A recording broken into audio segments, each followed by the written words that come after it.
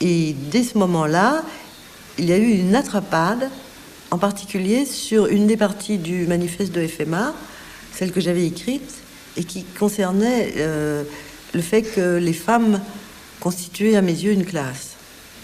Et dès ce moment-là, les lignes ont été très tracées entre celles qui pensaient qu'il n'était pas possible de parler de cette façon-là des femmes et de leurs intérêts communs, car les femmes étaient dispersées dans les classes sociales et que la lutte des classes au sens classique devait prendre la priorité sur tout, et ce qui devait s'appelait ensuite la tendance féministe révolutionnaire ou radicale, et qui pensait que le combat des femmes devait être autonome et n'était pas inclus dans la lutte des classes.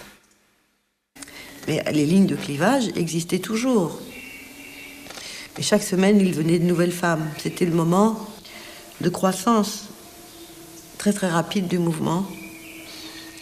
Et chaque semaine, il venait de nouvelles femmes. Le gros point noir, en fait, qui était débattu dans ces AG par les nouvelles femmes, c'était justement la mixité. Donc elles étaient tour à tour converties à la mixité de semaine en semaine, ou alors elles ne revenaient plus.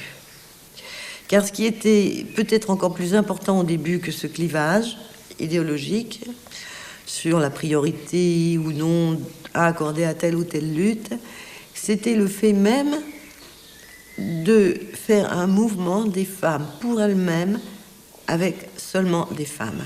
C'était quelque chose que personne ne pouvait comprendre, que ni les femmes des groupes, enfin les femmes dites politisées qui étaient dans des groupes maoïstes ou trotskistes ne pouvaient comprendre, ni les femmes de la plus ancienne génération, enfin pas la plus ancienne, disons de la génération qui nous précédait, les femmes comme Yvette Roudy par exemple, qui nous ont vu intervenir aux États généraux de L et qui ne comprenaient pas que nous ne voulions pas d'hommes, alors qu'elles avaient passé leur vie finalement à essayer d'intéresser les hommes à la condition des femmes.